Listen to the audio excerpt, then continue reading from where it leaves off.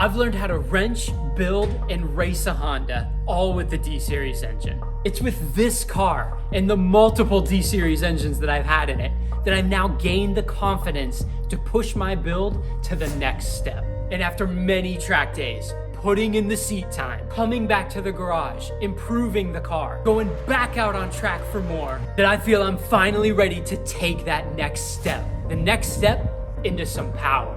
And in my mind, there was only one engine that I was considering doing that with. The K-Series.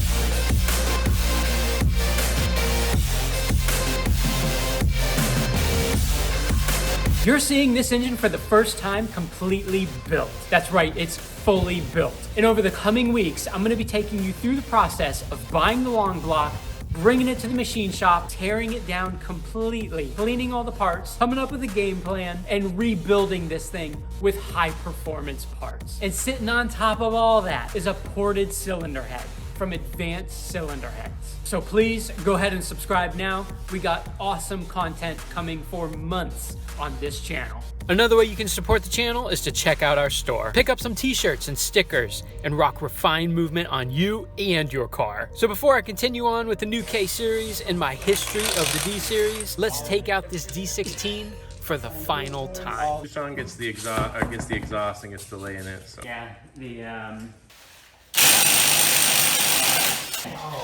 Yeah. Our goal was to get this engine out as fast as possible on the day because Travis ended up buying this from me and wanted to take it home with him in a few hours. That thing With all of us, the D16 was out in 1 hour.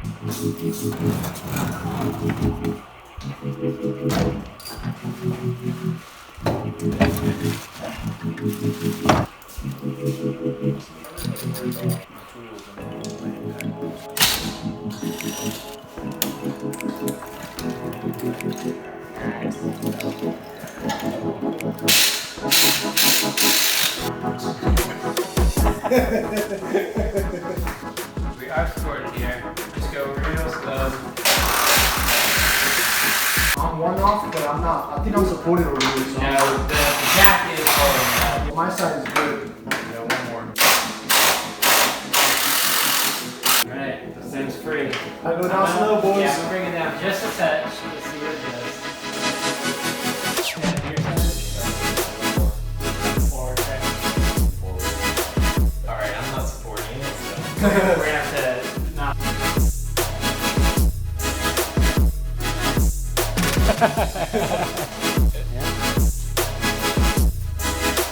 All good, boys. Do you guys just want to do more? Or? No, it doesn't go. That's it. Okay, Cole, your way. We're free. Yeah, buddy. Good numbers. Not too attached to this number. Not too attached. Alright. Take it, I'm like, man. Ah, almost. Trav taking this guy. Yeah.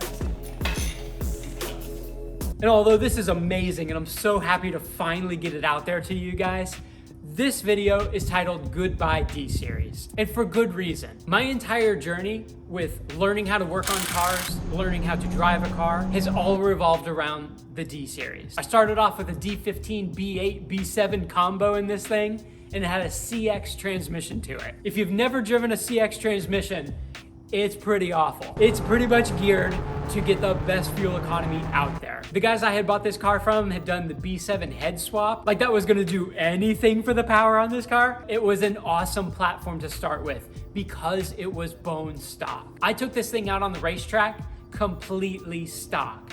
175 width all season tires, B8, B7 engine with a CX transmission. This thing might as well have been a go-kart around the racetrack because I could only use second the entire time.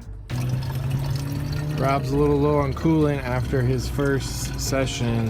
Yeah, I think I left a lot of it on the track. Not sure where it's coming out, but it's definitely missing some. The remedy to that is to just change out the engine.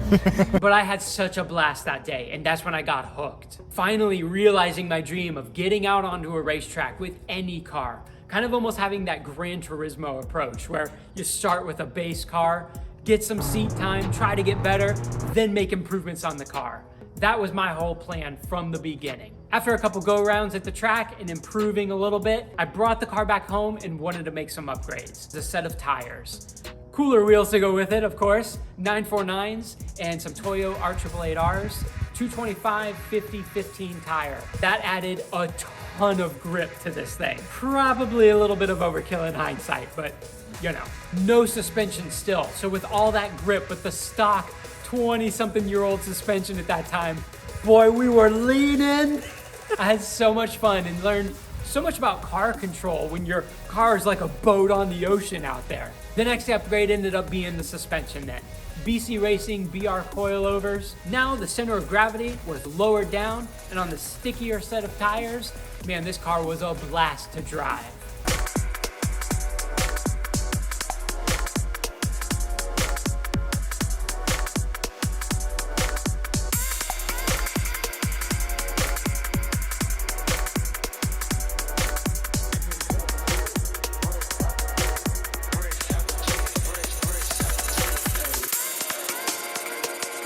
The very first engine swap I tried, D16 Z6.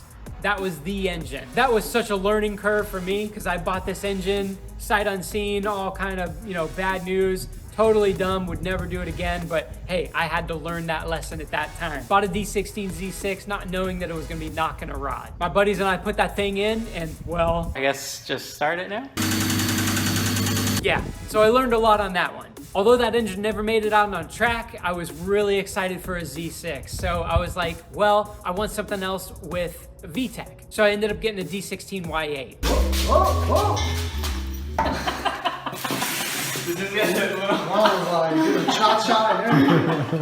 Busan's rowing his boat. Where are we going, bro? Learned a ton more about this car because, wouldn't you know it, you can't just put a D16 Y8 into an OBD1 car. Sounds really simple, right? A little bit more complicated than that.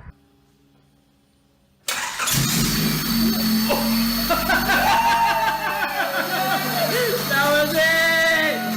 Yes! That was it!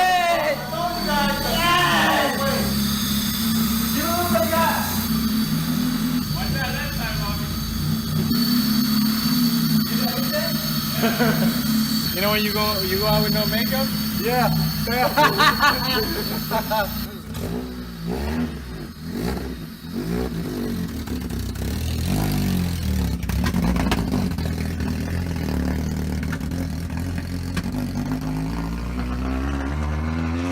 So it drives, but it like hiccups all over the place. Yeah, we can hear it. Yeah, we're gonna take your timing.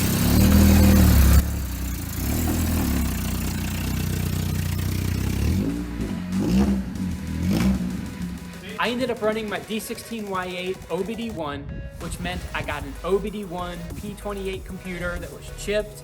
The guy who had chipped it had done a base map that was good for a D16 Y8 because the timing for those is 12 degrees, unlike the standard 16 for the Y7s and Z6 and all that. This down here is my P28 computer, and that is looking for 16 degrees of ignition timing. So this right here is actually a D15B7 distributor. We went ahead and bored out these holes here just ever so slightly so that I could turn this thing a little bit more, advancing it so that I can get up to 16 degrees.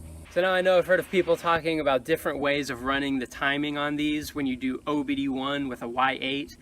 Stock, a Y8 wants to run at 12 degrees, but that's with its OBD2 computer. Again, this is OBD1, and that computer is looking for 16 degrees. So that's the way this is set up here, and it really runs great. I also had to delete the O2 sensor, which allowed me to run whatever O2 there because it wasn't doing anything anyway. And I used an OBD1 engine harness. We just added the VTEC line from the solenoid to the ECU. A lot of lessons learned just getting that engine in the car and getting it to run right. Made it back out on the track with that, but that engine didn't last too long. I had the cylinder head of that D16Y8 refreshed, and it's a beautiful cylinder head. All the work done at the same exact shop that I had this thing built, advanced cylinder heads. But the problem with it was the block was completely stock. And although the cylinder head had a really nice flat surface now to mate down on top of that thing, it just created all kinds of problems. That thing was burning a ton of oil. Anyway, that engine ended up coming out. Next engine I got was a D16A. That thing has been solid. That was the first engine that I got from a reputable JDM importer. And it's the low horsepower, non-VTEC. I mean, I guess all D series are kind of low horsepower from stock. Non-VTEC, but man, that thing just rips. And yeah, I said rips with the D series. I've had such a good experience with that car, made it up to a Civic SI transmission from the D series, of course. And because of the reliability of that combo, I just started getting seat time and seat time and seat time, watching myself improve, watching my lap times come down. So definitely feeling more confident as the day goes on. 144.3 that time out, and that was on my third lap. Actually, I had a few right in 144s. I ended up driving a few different racetracks. My local one called The Firm, and then Palm Beach International Raceway. Blast to drive that track. Unfortunately, it's closing now. Won't make it back out there with the K series. Kind of bummed about that one, not gonna lie. So we're stopped right now. It's a black flag because Miata went off. And here's that corner I was telling you about. Big right-hander here. This is what's killing the left. See, it keeps going all the way over there, but we're going to pit in over here. But all through there, man. It's a challenging corner. And here's pit road and into the pits. But that's my history with the D series, you guys. All of this leading up to this moment.